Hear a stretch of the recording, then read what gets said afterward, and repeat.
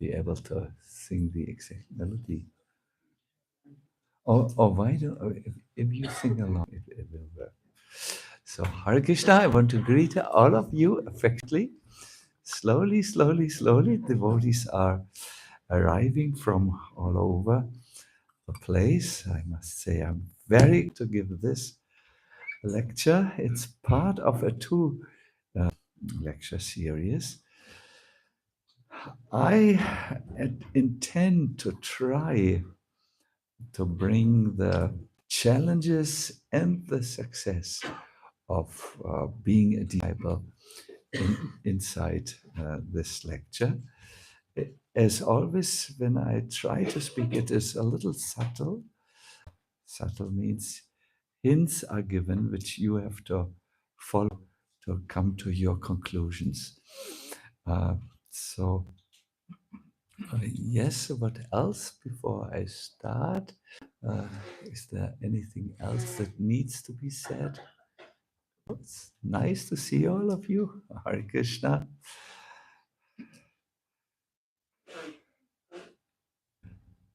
Something, and I need to say, can someone just give me a pen, please?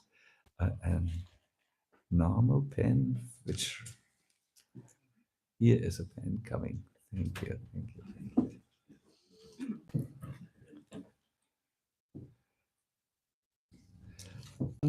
Hare Hare.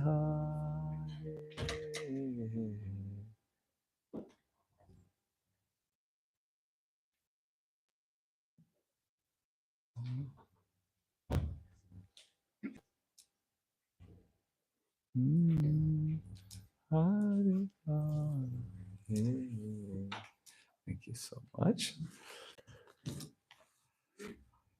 How are you? Have you rested okay? Usually the first night has its challenges.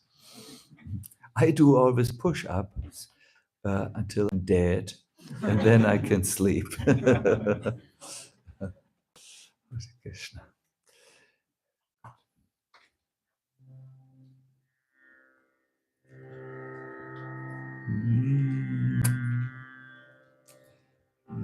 Jaya Radha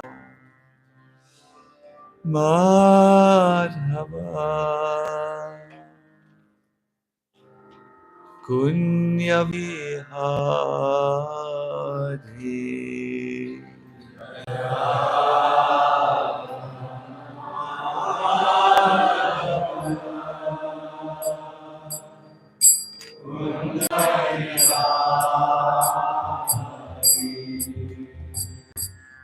Radha Madhava Kunya Adi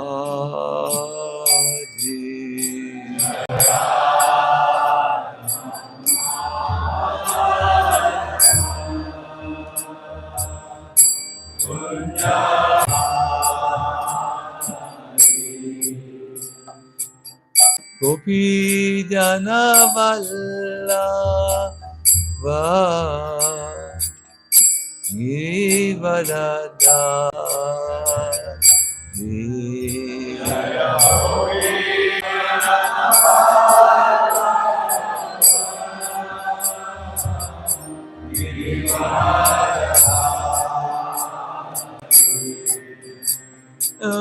Gopi Jana Vallabha Girivara Radhi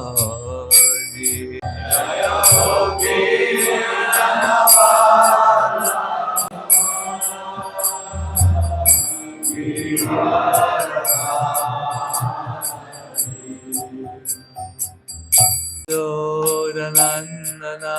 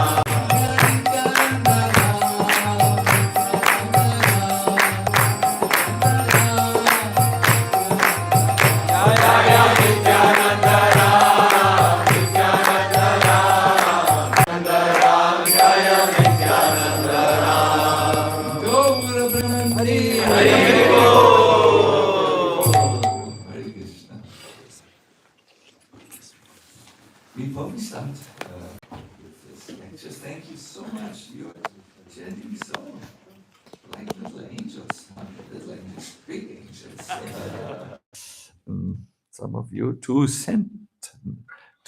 tons heavy angels, but very nice, very nice. Thank you. I wanted to give you a little background before I start with this presentation. As I announced earlier, this is the first part of a 2-part series describing the ideal relationship between guru, disciple, and everything in between also. In the scriptures, you often find descriptions of persons who are living their ordinary lives, and then they meet a saint, and a new perspective opens for them, a new dimensions.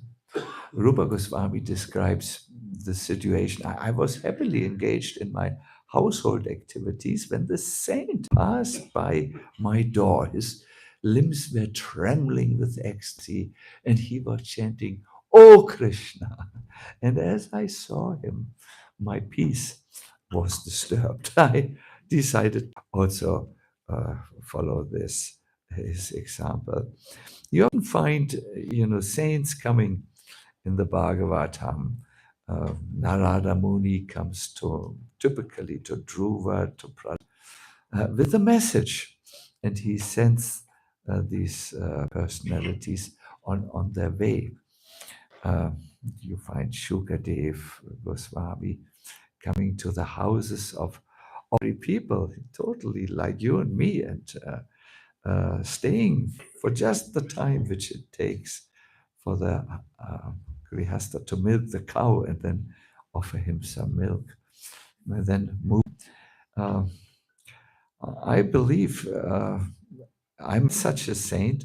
I was happily engaged, not happily, I was not happy, but I was fully engaged, intensely engaged in life. And then I did hear that Srila Prabhupada would come to London, and I always wanted to go to London for London-related activities, and came. And after, I remember, I met Srila Prabhupada, and all of a sudden I saw very clearly a dimension in my life of which I was, I guess, afraid to make the steps. I remember my friends from Germany found me in London, and they said, "The school has started and everyone is asking where you are." And I said, I will come back one more time, and you will never forget this time. But give me some time to prepare my last appearance in the school. I came back with the whole Hamburg temple, and we created revolution, and many have not forgotten and have taken in some ways to either this spiritual path or another spiritual path, but they have changed. So there is a lot of discussions about sin, and when their vision comes in contact with our thoughts, it's a very interesting meeting. You could call it is a gentle disruption. So we will hear about this. We will hear about someone who could not listen to the saint at the first meeting, but later was willing. And we hear about someone who just could not, who was not willing to wake up. So in these two, you will find yourself. You will either be the person who is ready to fully let go of material life and take to a surrendered spiritual life, or you are just against it. No, no, no, no, no, no, no, no, no. It's a song from the 1920s, So, and everything in between, you will see where you are in between. So this is on the first part. I, I don't know if I can bring this out all in the first part. It's in the first and the second part. Are you willing to listen? Yes. Are you awake? Yes. Good.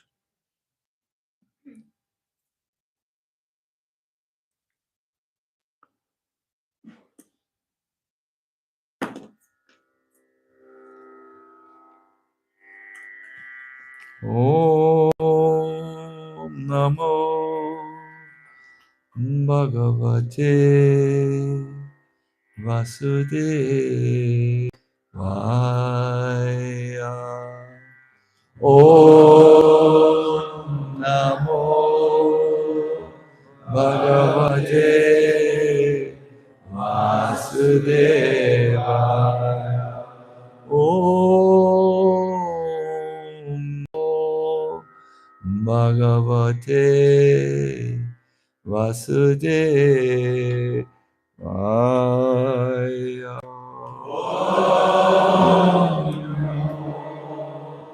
Bhagavate Vasudevaya. Janasya Krishna Vimukasya Daiva. Janasya Krishna Vimukasya Daiva.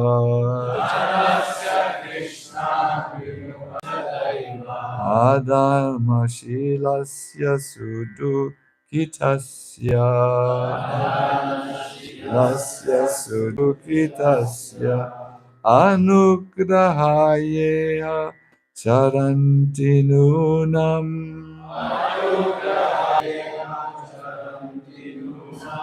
Bhutani Bhavyani Janadanasya. Jana Krishnat Vimukasya Daiva.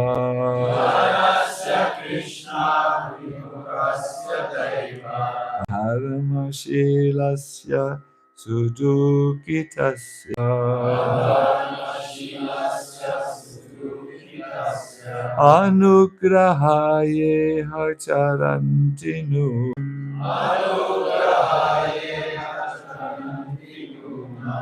Bhutani Bhavyani Janadanasya.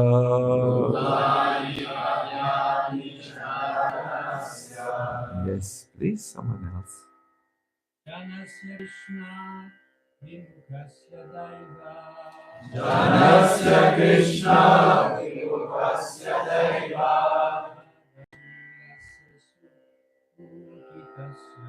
Adharmashilasya Sudukitasya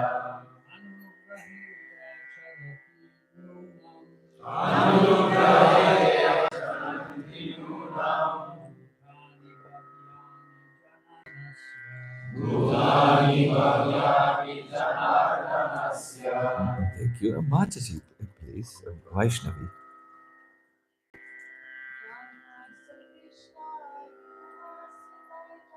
Janasya Krishna Vimukasya Daiva. Dharmashilasya Sudukitasya Anugrahaye Acharanti Nunam. Bhutani Bhavyani Jananasya. Thank you. We'll go directly to the translation for time reasons. So this describes a meeting between Vidura and the saintly Maitreya Rishi. And Vidura has observed Maitreya Rishi.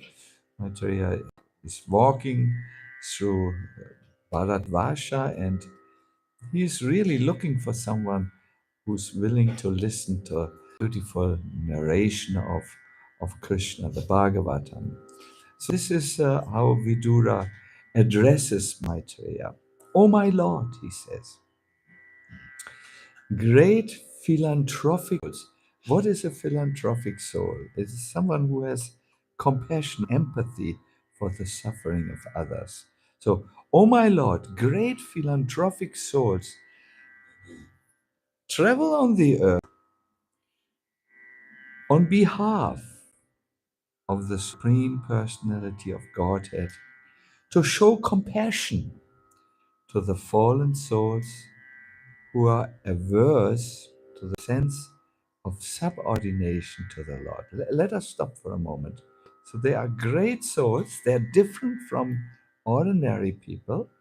They are representatives of the Supreme Personality of Godhead, and they move on this earth not for touristic reasons or business reasons or so on, but they have another mission. Their mission is to show compassion to people who don't like it, who don't want to have anything to do with this, to the fallen souls who are averse to the sense of subordination to the Lord. These compassionate souls are, in a way, challenging these souls who want to move away from Krishna and say, no, no, turn around. Mentality adjustment is required. Turn around and move to Krishna. No, it's very, very nice text. So here's the purport for you. To be obedient to the wishes of the Supreme Lord is the natural position of every living entity. But only due to past misdeeds,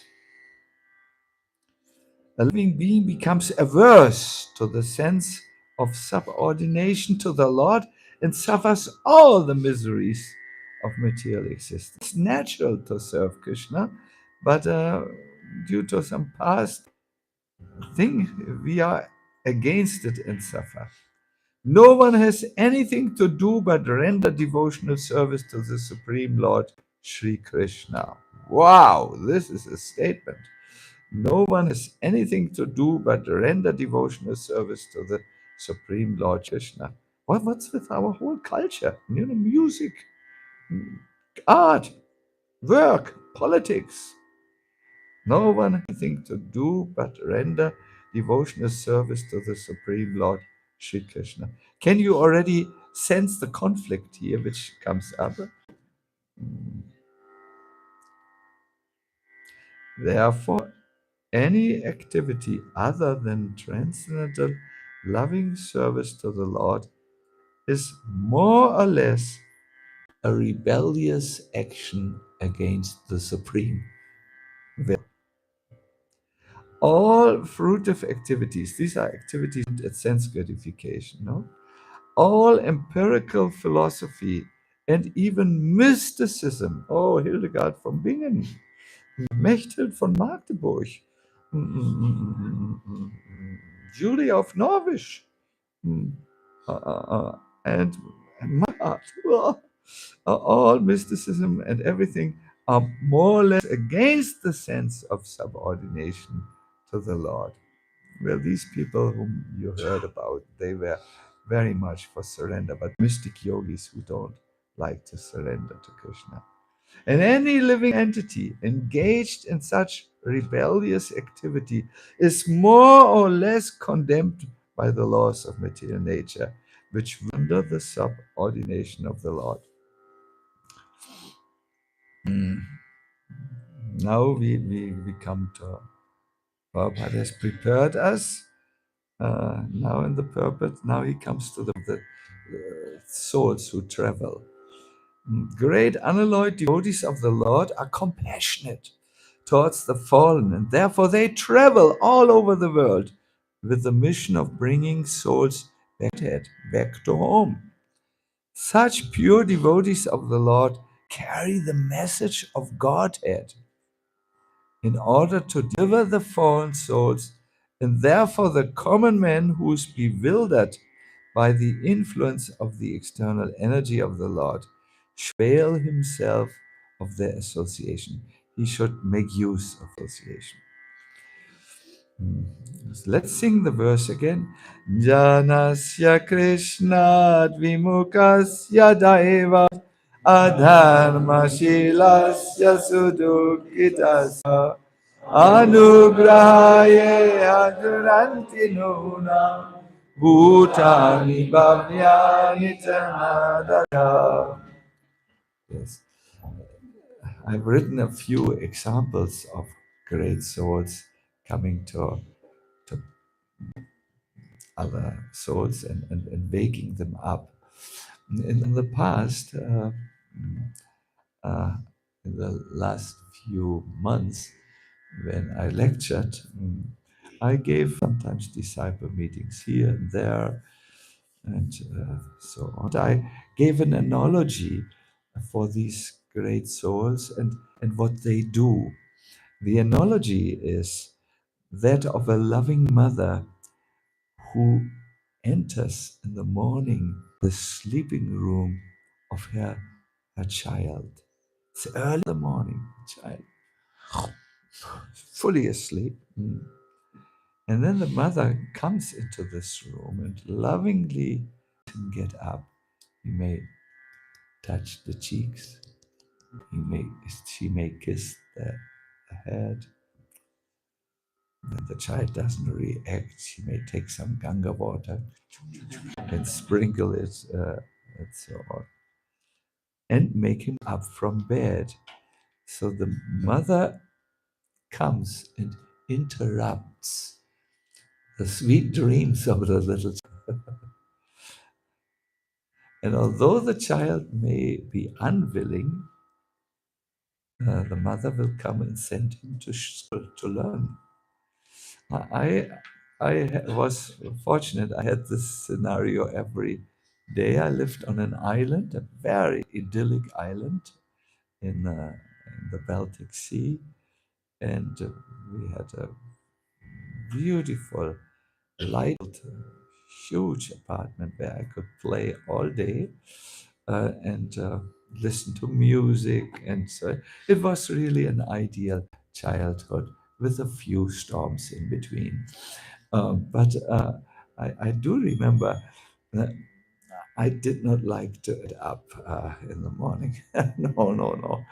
And I was exhausted, and I had in the morning, that's the rapid eye movement phase. It's where you have most of your dreams. So I had my dreams there, and I was enjoying the dreams. They're very, very colorful dreams. I have a strong imagination still from that time. It's very strong. I can see many things inside of me. So, yes, so then my mother came, wake up. No one is here. I said, no, no, you are here. Wake up. No, no, mother, I just 2.5 minutes, please. I'm just in the midst of a dream. Oh, now it's gone. And I would never get up without my mother. I even when I was awake, I said, because I enjoyed the loving mother coming, but sometimes I did not enjoy it. I thought, how can someone be so sensitive as to wake in the best of dreams? And my mother, yeah, it's time to get ready for your school. So this is the situation of a guru. A proper guru has to enter our dreams, and he wakes us up. And sometimes but most of the time we think, der stört ja jetzt voll. This is a German way to say this is an unwanted disturbance, really. Uh, yes. So, why this perspective? So yes, so we will hear now a beautiful and enchanting story. Some of you have heard it before, but I will try to tell it a little different, and I will try to help you to see a point that you might not have considered so deeply in your own guru-disciple relationship. A case study, Maharaja Citraketu. He was the ruler of the entire planet. During his reign, his rule, the earth provide all the necessities of life. You know, the seasons came in time. There was an ample harvest of grains. The mango trees gave them mangoes. There was gold mines, and in the bottom of the ocean there were jewels. It was really a paradise on earth. However, he was miserable because although all of his desires were fulfilled, one desire kept pressing him: you have no son. There was nothing wrong with him biologically. I mean, he was a healthy young man. He was strong. He ate the best food. There was nothing wrong, but he didn't have a child. And it's not that he did not try. He married one wife, couldn't have a child. Then he thought it's the wife, you know. So let me marry a second time. That's perfectly permissible. But again, no. And he tried. They tried. They wanted. He married a third wife, a fourth wife, a fifth. The same thing. He was not meant to have a child, but he did not accept that. He was like some of us who are pushing in one direction, but only misery in that direction. But we can't keep on trying. The scriptures say, I still think, how is it possible? But the scriptures say he married 10 million wives. He was that stubborn. 10 million. But these are different times. You can only say, 10. Once, a great saint who traveled the universe, Angira Rishi, came by. And on first glance, when he's entered the not the throne, the palace, the Thronsaal, we say in German, the assembly, the throne was. On the first sight, he saw what is going on with Maharaja Citraketu. But to be polite, is your kingdom well? Yes, it's well. Are your citizens happy? Yes, I do think happy, satisfied.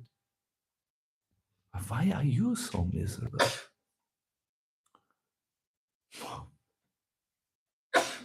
Why I'm miserable? No son. I don't know what to do.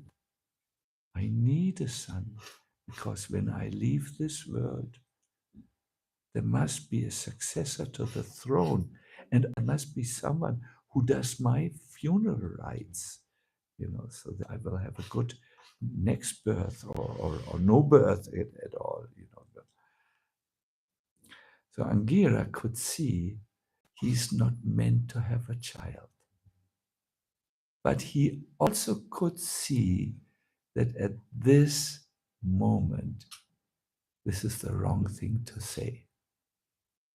I am very much in this situation. You may have heard there is a fertility problem which is increasing, I think, due to the stressful lifestyles. And many couples, devotees, are barren.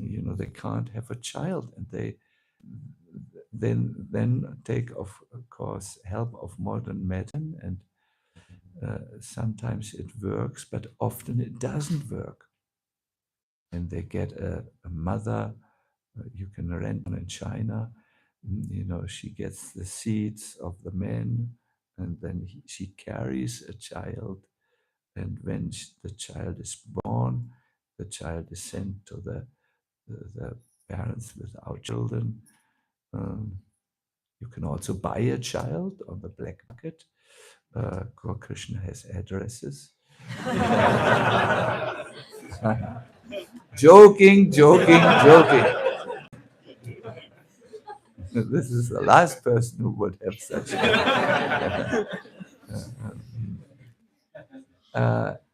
But then you say, listen, you try everything. It's not meant. Don't you see from the result? Oh, then no one likes you. This is sometimes the wrong thing to say. Perhaps you know from your own life, sometimes you may have to make some more experiences because you can fully surrender. Have you seen that? That you say, yes, I know, but I can't do it just now. Later, when I'm a little older, perhaps, and have more experiences. So okay, this is not about child getting. It's something more. It's about trying something that's not meant for us, and suffering as a result. So Angira Rishi stopped. I can't tell him the truth at this moment. So, but I know something to do, and this is, I mean, if you find a person who can do this yagya, this is the easiest way.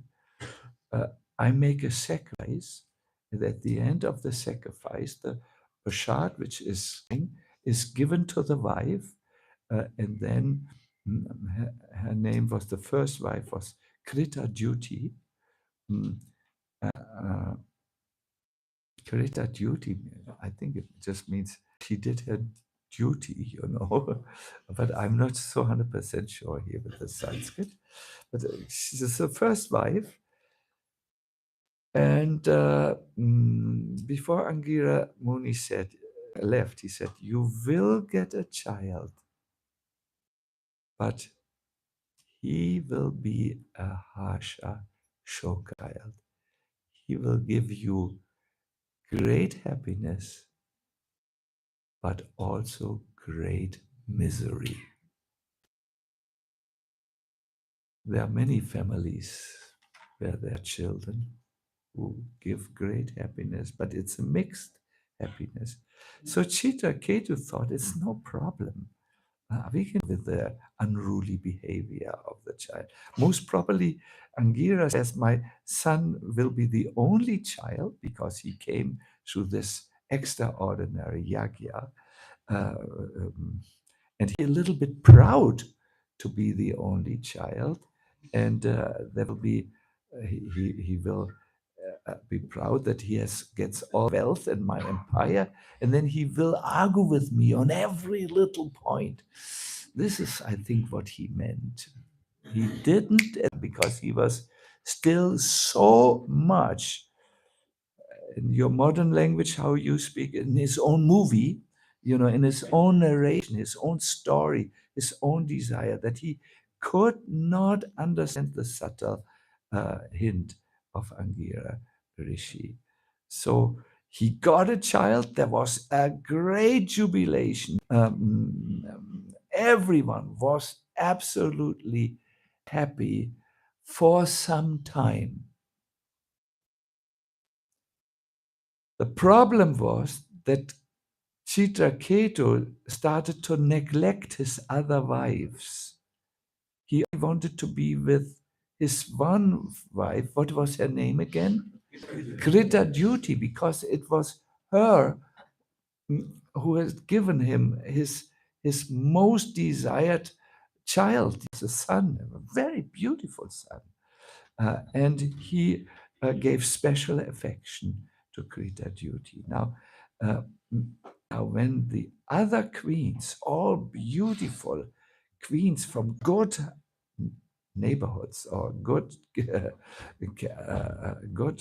birth, saw this, they became envious. And therefore, they lost their intelligence. They became hard-hearted and intolerant because of this neglect. And they finally administered a very strong poison to the body, who died immediately. Let's stop here a little bit. Do you sometimes feel envy in your heart? I think every one of us is suffering from this. The effect of envy in the Bhagavatam are three things. Loss of intelligence, that goes first when you are envious. Ah, this person has more than me, more affection, more whatever.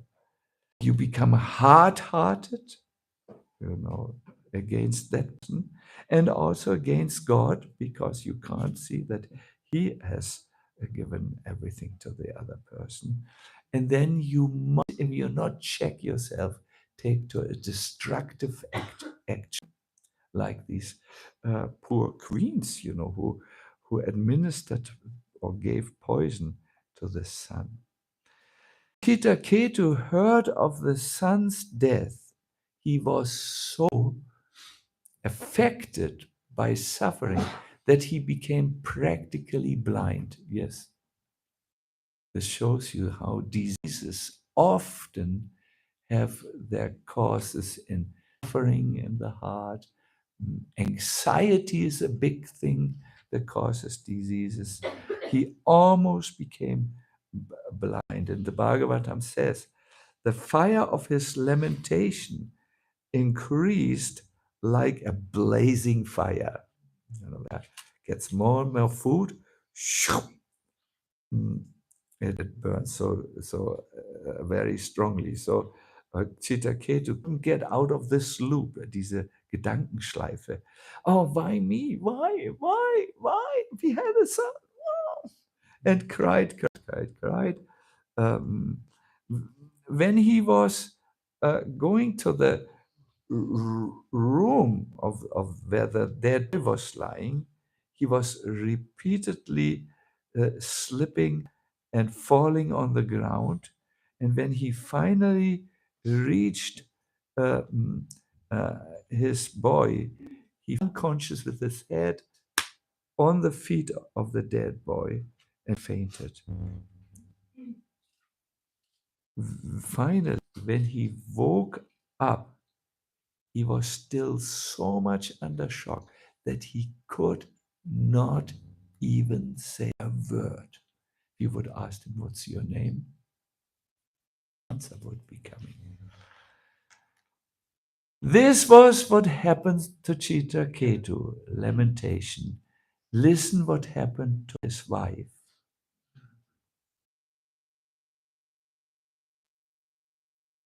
She began to curse God. Krita duty would just say, what a foolish creator. Why couldn't you think of the benefit of my son? Isn't it natural that fathers of children are the first to die? The child who is younger is dying after the child, the father. If it's vice versa, if it's all around, if the child dies first and the father lives, this is an annulum. Say the word annulum. Yeah, this word. It's völlig perverse. This is, how could you, if there is a God, how could you make this terrible mistake? And she became an atheist. My dear devotees, this is not so far-fetched away. I have I have been in contact with a couple in America where they had a child.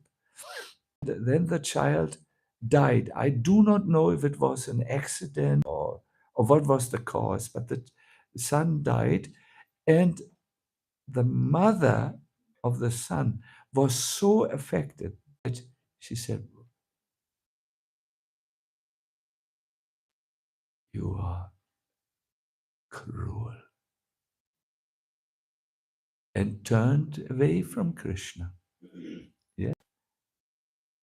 The husband told me uh, uh, that I could not say anything to my wife. She was always talking against Krishna. She reached the altar. She was so much affected by this misery. Um, there's a Russian poem who said, "What is the use of God if He doesn't fulfill my prayers?" What's the use? Very bluntly, he says, what many, many Hare Krishna, Hare Ramas feel. Things don't work their way, when there are disappointments on the path, when so and so does such and such thing, and so on, which was not at all expected, then they turn against uh, uh, Krishna and return their beads. Hare Krishna, yes. This is a very important lesson of the Bhagavatam. So, mm, mm, mm. Krita duty came to the conclusion, since you, God, have cut the bonds of affection by taking my son from me, you are inexperienced and highly unintelligent. Yes, yes, yes. So this is uh, coming also in our relationship with our spiritual master, with God. When we feel our expectations are not met, the crisis. Uh, Prabhupada has written an amazing commentary to one verse from the fifth canto. The, the fifth, 18th chapter, verse 4. I'm telling it because there's some of you who like to read 5:18:4. Now, I think every one of us should read, but we are all, I mean, we are all free. So here is how theoretical knowledge cannot help you in spiritual life. Vadanti Vishvam Kavayos Manashvaram Shyanti Chadyad Mavido Vipashita, and so on. It's a prayer, unborn one, Krishna. There are many learned scholars who are very advanced in spiritual knowledge, and I think many of devotees have heard many lectures. Uh, they are very advanced in knowledge, but when the test comes, the knowledge goes overboard. No?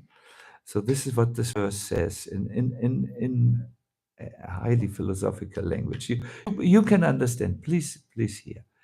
Oh, unborn one, there are many learned Vedic scholars who are advanced in spirit. They certainly know that this material world is perishable, as do the other logicians and philosophers. They even may come in trance where they realize the factual position of this world. And they even preach the truth as well. Yet even they are sometimes bewildered by your illusory energy. This is your pastime. Therefore, I can understand that your Maya is very wonderful, and I offer my respectful obeisances unto you. This verse, in simple words, even people who have knowledge come into circumstances where they forget everything because of Maya. Prabhupada now speaks as a true guru. This is now disrupting dream, what you will hear. It is very heavy. You must pay attention at least so that you can battle with the point if you wish. As soon as someone thinks, I'm this material body, aham mameti, and things in relationship with this material body are mine, He's an illusion, moha. This illusion caused by the material energy acts especially on the conditioned souls, but it sometimes can also act on liberated souls as well. So Maya is so strong, my dear devotees, that against our better knowledge, she may cover even a liberated soul, but more those who are conditioned. Because of association with the modes of material nature. Are you with me? Yes. Good. Because of association with the modes of material nature for very long, even liberated souls sometimes become captivated by the illusory energy due to inattentiveness in the transcendental position. My God, liberated souls, my dear devotees, due to inattentiveness, they can sometimes become covered over. Then you might ask, what is with me? you know. Mm, The purport continues after some time. I'm jumping over a few Sanskrit verses. Only those who surrender unto me, Krishna, can overcome the influence of the material energy. Therefore, no one should think of himself as a liberated person, immune to the influence of Maya. Everyone should very cautiously execute devotional service by rigidly means strongly, following regulative principles. Maya can catch us very easily if we are not surrendered. So, two things: we must keep these principles. Thus he will remain fixed at the lotus feet of the Lord. Otherwise, little inattention will create havoc.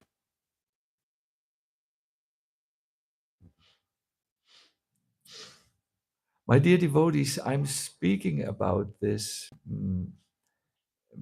because here in Golokadam, many years ago, I had a big crisis. I had undergone a surgery that, I will make it short, turned out to be very difficult. And I was really suffering. I could not move, I could not dance. To come from the guest house to the temple took me half an hour. I was really beaten down.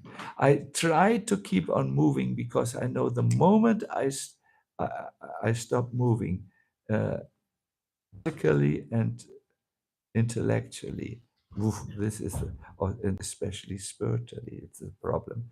So I came here, and at that time, I was treated by a very powerful doctor, and the doctors did an analysis and said, "You have cancer."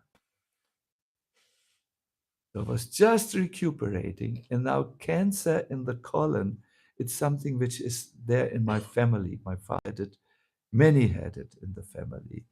And this is a cancer you can die from. So I was just trying to get my thing together. Then this news came, and I broke down. I said, "My Lord, this treatment is too big for me. I can't do this." I went to Radha Madan Mohan and I said, I just want to say, this will, I have no willpower to, to go against it. I'm of the conviction, there are many people who feel like this. When you are happy in your mind, when you practice mental discipline, when you have devotion and surrender and these very, very elevated feelings, your mind will heal your body. But if you are fearful, if you are afraid, if you are having a Groll sagt man in Deutsch, grudge in your heart against someone, they'll cause disease.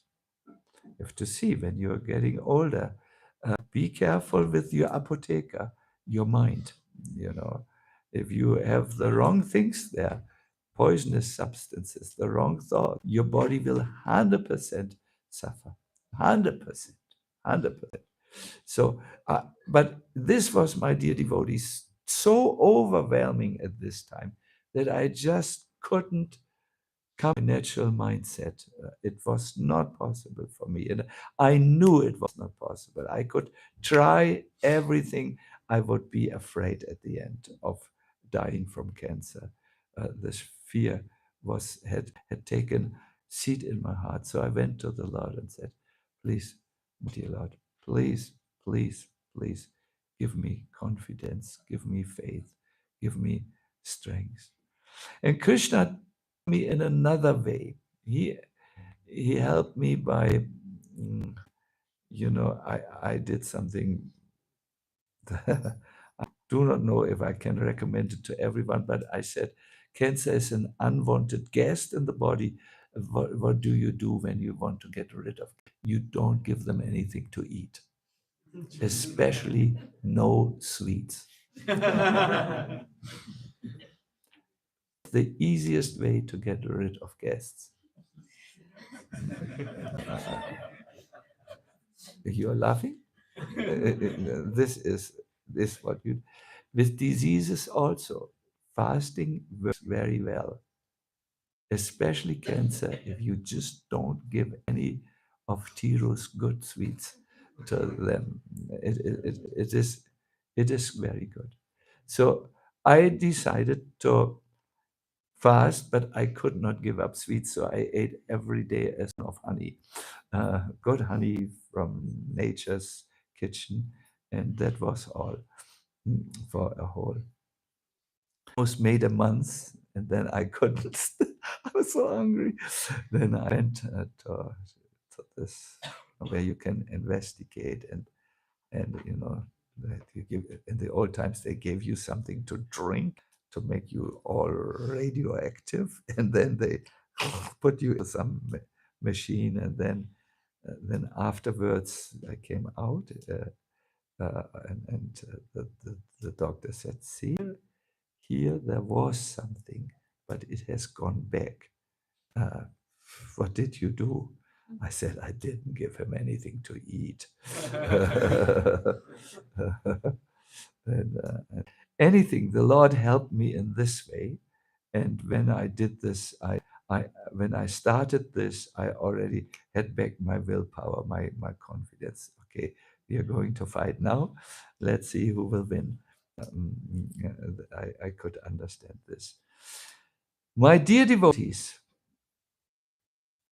my point here is not about cancer and about becoming healthy in difficult times. My point is the material energy can at any moment uh, uh, cover us. And I was very afraid. I was very afraid.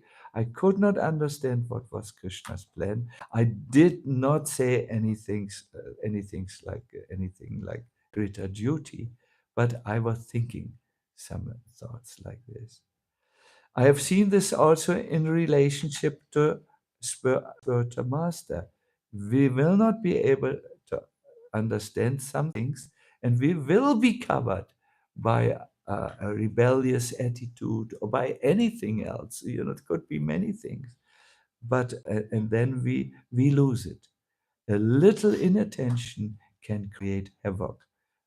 So Prabhupada continues, the Lord is always prepared to excuse his devotee. And so the master, always prepared to excuse his devotee. But if a devotee takes advantage of the Lord's leniency, Nachgiebigkeit, and purposefully commits mistakes again and again, the Lord will certainly step back and punish him by letting him fall down into the clutches of the illusory energy.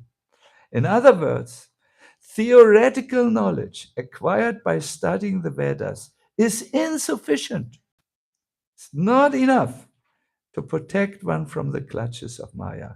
One must strongly adhere to the lotus feet of the in devotional service.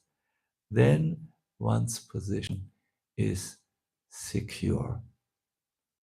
Es ist sicher. So back to this amazing pastime in the Bhagavatam. When the test came to Krita duty, she did not do so well passing it, but turned against the Lord. Citraketu was just shocked and overwhelmed. He was speechless, and I think thoughtless. Or I mean, there was nothing going on. He was just overwhelmed. When Maya takes her heavy chains, it's very hard to see what to do. There's only one road to take, the road of surrender to Krishna. No? You say, my Lord, I am not in control here. You please help. And we will see in the second class, not now, we will see what happened to Citraketu so that he became ready for spiritual talk. Remember when he was first meeting Angira Rishi, he was ready, and therefore Angira could not help him. But after this shock, and this shows you that even these shocks can be under Krishna's control, something fundamentally changed in his entire mindset. And this is the subject matter for tomorrow. Today, we have only dealt with the first part, that we can expect that there will be times when Krishna enters our dreams and wakes us up. Or when the Guru comes, Krishna often sends and works through the Guru, um, in our lives, because the Guru we see, the Guru we can hear, the Guru we can interact with. Whereas with Krishna, it may still be a little vague for us in our relationship. Sometimes we may be all right, and we can directly understand the Lord's will, but more often than not, we are bewildered, and at that time, the servant of the Lord will speak to us. I think you have often seen that when you don't know what to do and you go to devotees and ask devotees, you at times have feelings that Krishna speaks through devotees or your spiritual master. No, I think we all have experiences of this. So yeah, so it is the Lord's way with his dear devotees to sometimes not give them any material benefits any longer, but to take away. My own spiritual master, Srila Prabhupada, has said like this, that he wants to create stability and security for his family, and he put everything into building a factory where he was producing Ayurvedic medicines and other medicines. And before he could ensure it, there was a fire which burned it down, the whole thing. And he didn't get anything back from the insurance company because it was just, he had not yet insured it. And at that time, he his whole plan was destroyed in one night. And he sat down and he told about what went on in his life. He remembered a reoccurring theme a dream which came again and again, and he remembered a verse. The verse he remembered was, Yes, Yaham Anugrina Mi Harish Tathanam Shanai. This verse from the 11th canto, where it said, when the Lord uh, likes you, he removes the material uh, things that give you some sense of security, so that you are entirely dependent on him only. And it is said, this is a special mercy. Krishna's mercy is not when he gives you a palace and makes you the personal advisor of Donald Trump. That's not his mercy. I think with the last example. Anyways, let's not get into politics here. No commentary. Or he gives you a motorcycle and helmet, and so on. What other things are you thinking about? New upgrade telephone. It can be his mercy when you can use it for your spiritual awakening. It can be, but his mercy is when you awake from a dream where you can not win. When you awaken from a dream where no one ever enjoyed for. That is material consciousness. Yes, it's the opposite. That is special mercy, and Krishna doesn't give it immediately. Like Angira Muni, when he came, the Lord and Angira Muni, they understood he first needs to see himself. Harsha Shoka. No? Then he can wake up. So it's not given to anyone. So no one who has material plans needs to run away from Krishna consciousness. You might be given everything you want. Very often it happens. Very often it happens. Mm. Krishna. But more often in spiritual life, our dreams are disrupted, like in this mother example. Isn't it a beautiful example how the mother lovingly, not to disturb the poor child, comes in and, my little boy. Oh, no, it's all right. Shower is very warm today. You just get up. School is also there. You have to go to learn something. It will be good for your future. I still remember my mother was always very kind to me. She sometimes, okay, I come in 1 minute. So that has happened now with Citraketu. He's he is no, it has not happened to Citraketu. Citraketu is still suffering the karmic life here, but something beautiful, something hope-giving will happen. But that's tomorrow, not now. Good. Hare Krishna. I have reached my end. I want to see if there are any quick questions. I see our. I saw first these two, Hari Prasad. I have to be careful. There are now Hari Prasad and there's Hari Prasad, but your Prasad. And then I saw Bia Krishna. And then I saw the Madhujis. Did I see one Madhuji? I saw. Yes, you. Yes. So these three questions we will take, and then we go. Yes, Hari Prasad. Thank you very much.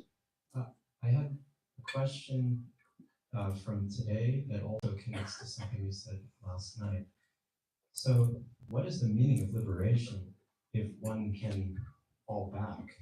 I thought liberation means you're free and that's it. There's no more contact with the illusory energy.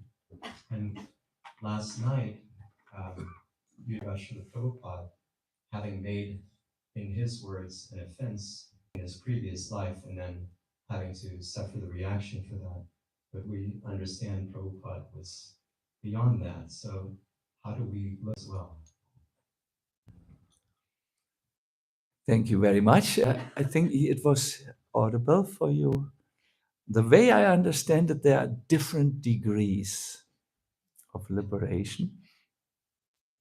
And we do find examples of great souls who are practically there.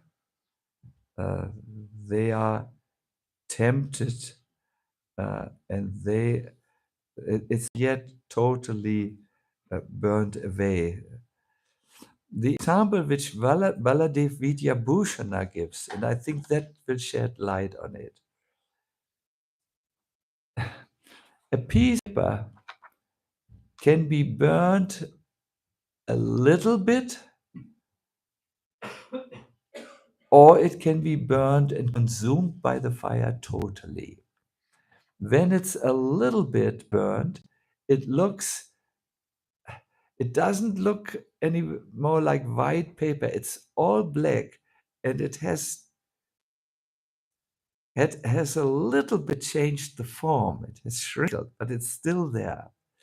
And this is the first type of liberation, something which many people who are still in this world experience. They still have a body like the paper, but it's a treated body. It's a differently working body. And these souls, um, they can sometimes fall back. We have the example of Bharat Maharaj, no? Who was it. It is sometimes not properly understood. It's one of this. Bharat Maharaj was not an ordinary person.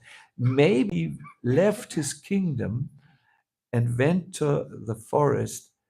Uh, Already then, his renunciation was extraordinary. He was different. But the reason why he fell for the deer, it said, is the eyes reminded him of Krishna. The big eye, it's a beautiful person, a beautiful advanced person, But still, there was the body, and there was something still there. Mm. This is a question which we discussed when devotees, also gurus in our movement, had a very difficult death. What we usually understand is that they were carrying a little karma still with them, so therefore it had to take effort. It was taken all away with that death thing, that a little bit difficult death. We see great souls in the history. Why only Hare Krishna?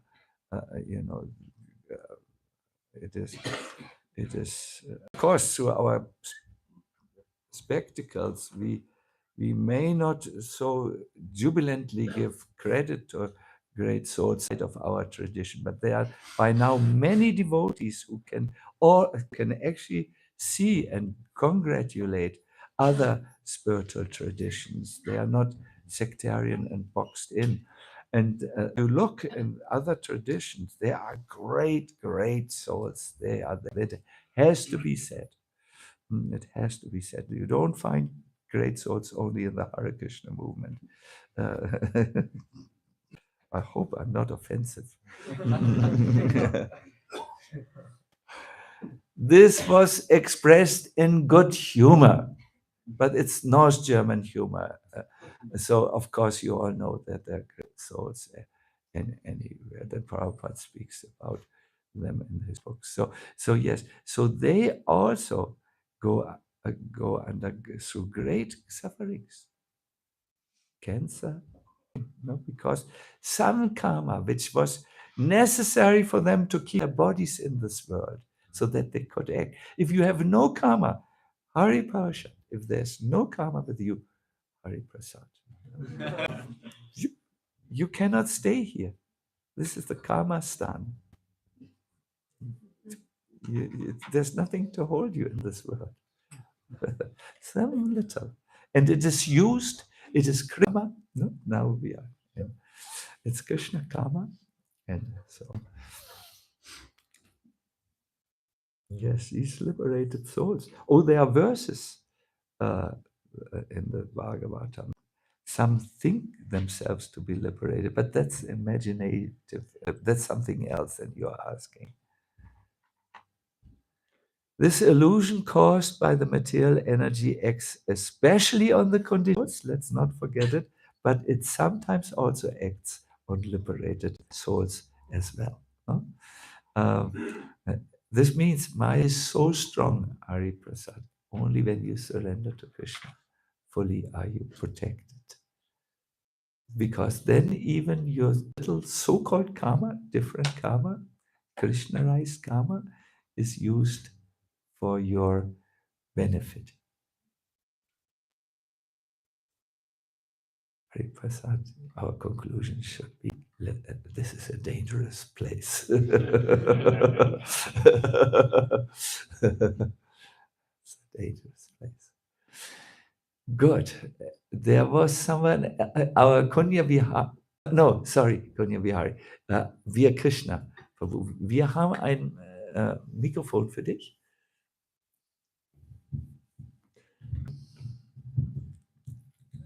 Maharaj, Swami-Keshav Maharaj told me once to make genuine spiritual experiences, which can deeply support our faith in the growth.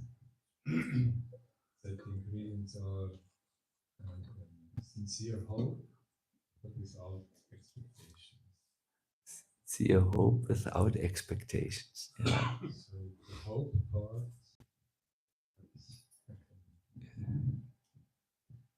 It's easy to understand. Yeah. understand somehow to practice it, but without expectation, I have no idea. To do this, whatever I do, I can sense the personal agenda of the happiness.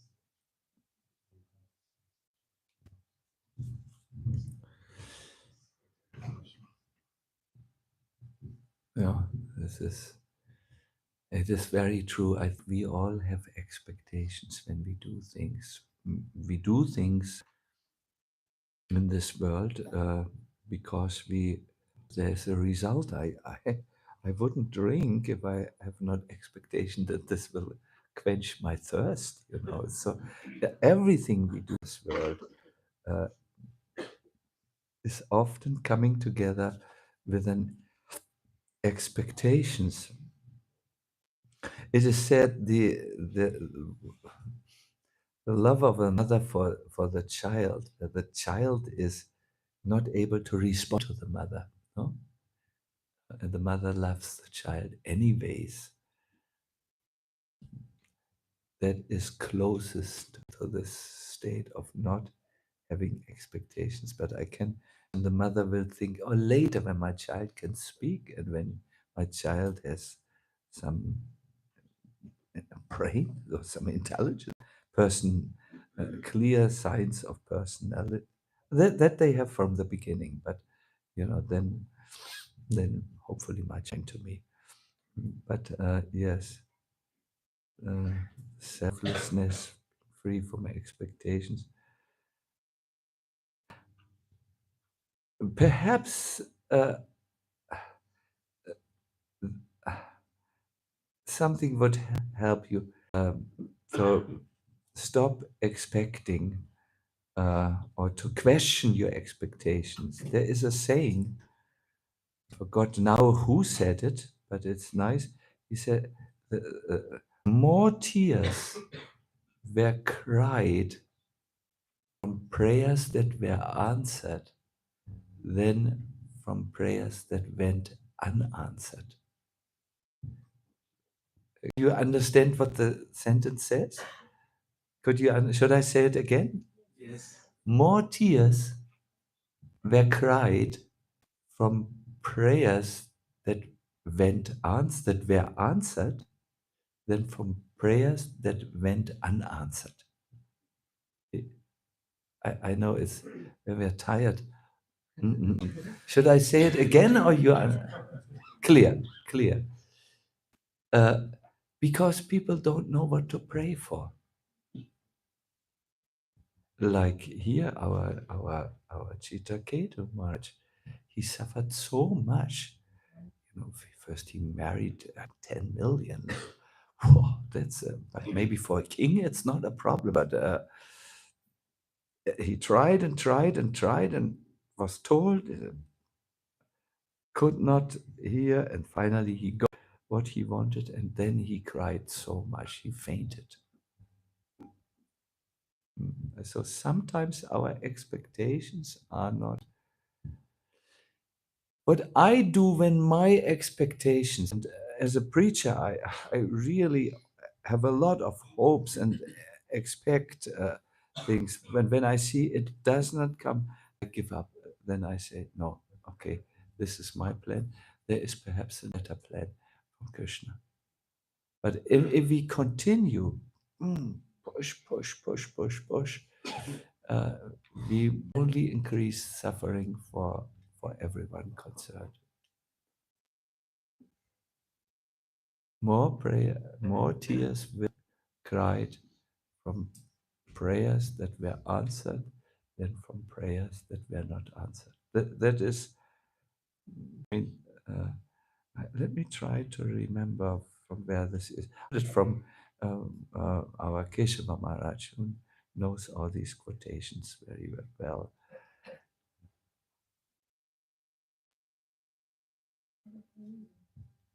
Who says? You know for sure? Someone says Mother Teresa. It seems for sure, no? It sounds like her. It sounds like her.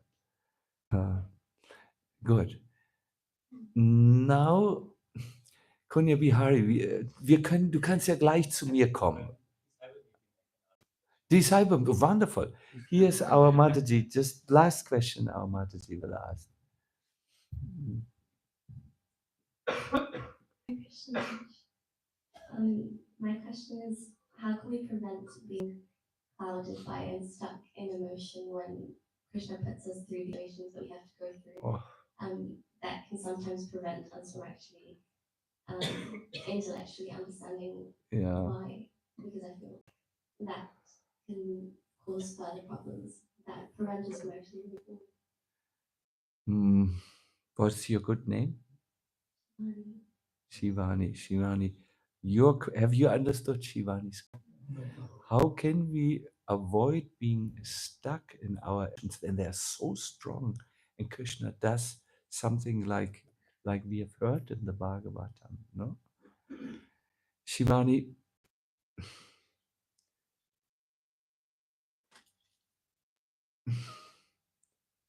look for help in such situations. You are in a Mataji body, and the emotions are, which is very good in many situations. Matajis woman can feel more for Krishna.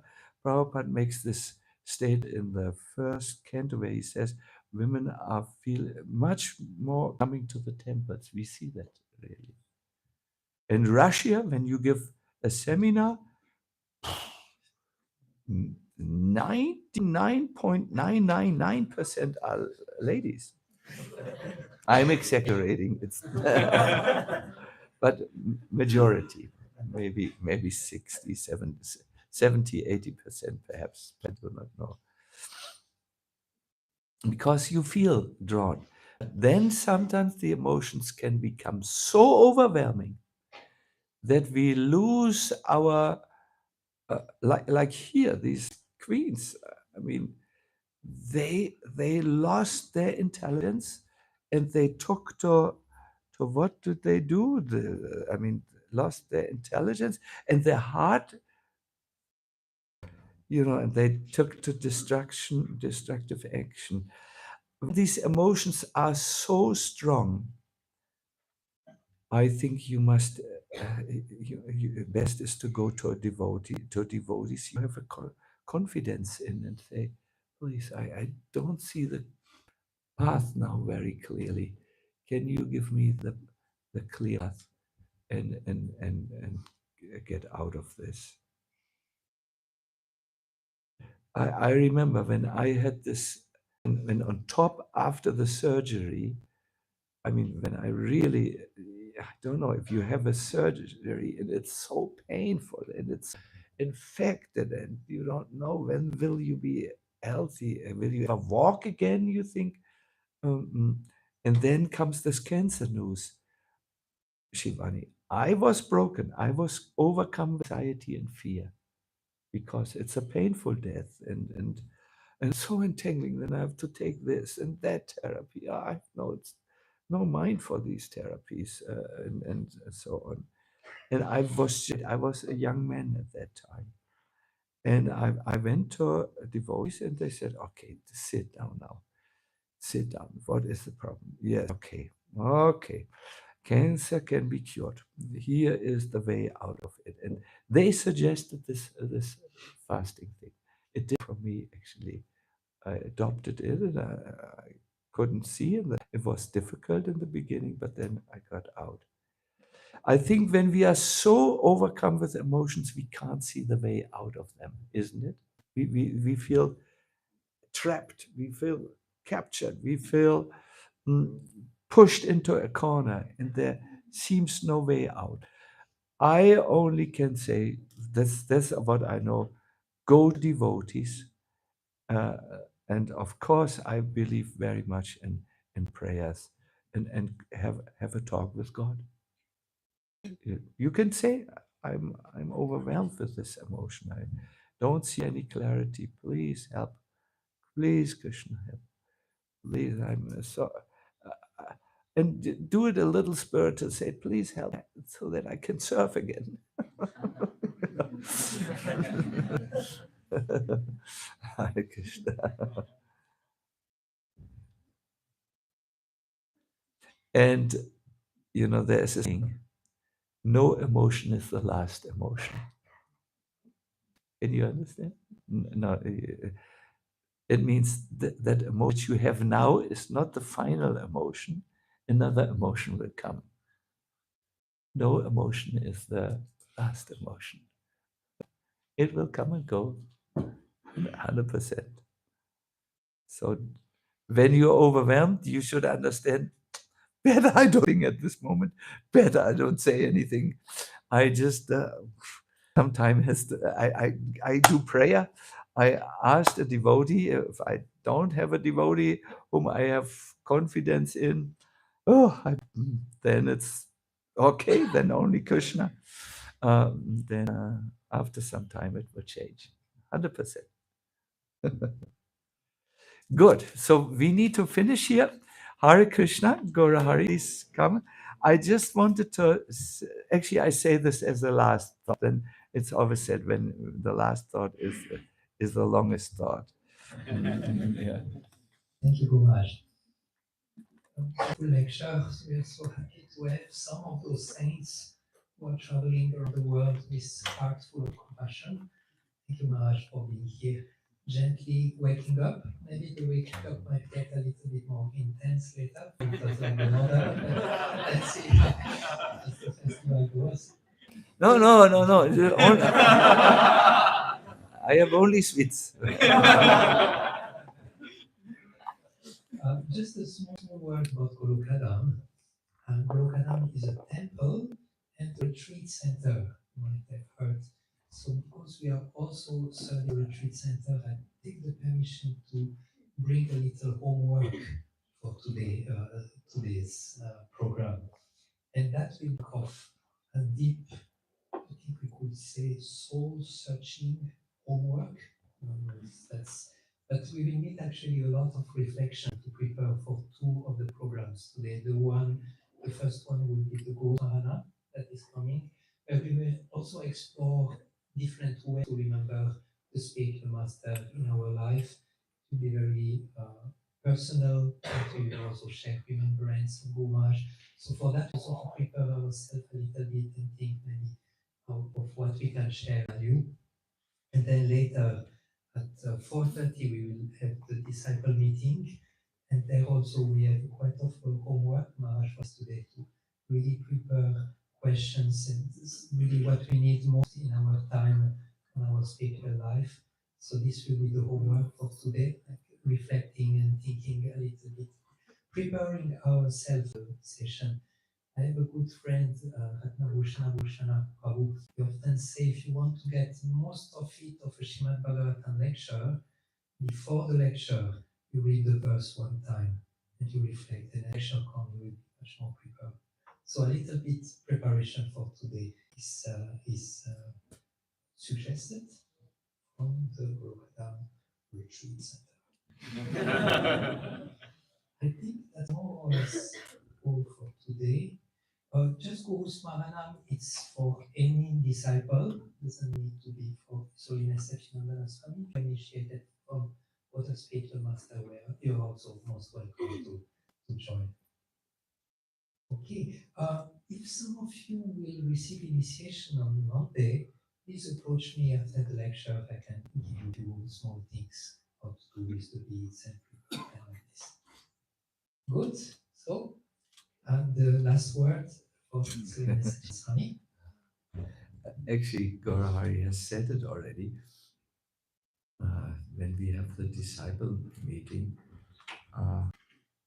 I really feel that it's good if you come a little bit prepared and think about the things that are in your life.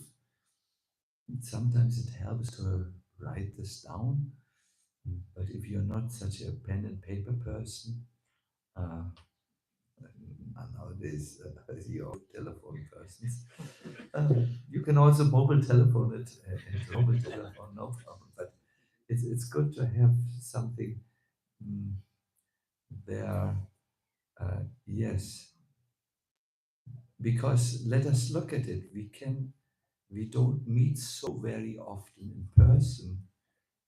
Yes, there's internet, there's online presentations, there are recorded lectures, but it's different when we meet in person. If we have good prepared questions that are alive, not just because that we ask the question because we were told that this is a retreat center to go on retreat. No, it should be alive. It should be real for us. I would be very grateful. It's just that which I also wanted to say, because then you lecture and everyone looks at you. Wow, God! And any question? Bliss, or I got enough to think about. I have no question, and then when you're gone, then oh my God, this question, this email, and so on. So we can do this now. Hare Krishna. Can I wanted to just ask Shyamananda to come here after the lecture. There's now Prashada. Yes. Have a wonderful appetite. Hare Krishna. See you. Holiness Sacinandana Swami Maharaj ki Jai! Go.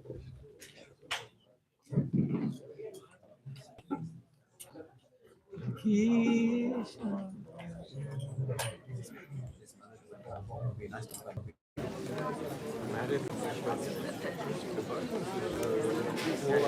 My fingers are like 1 second, it's not stopped yet.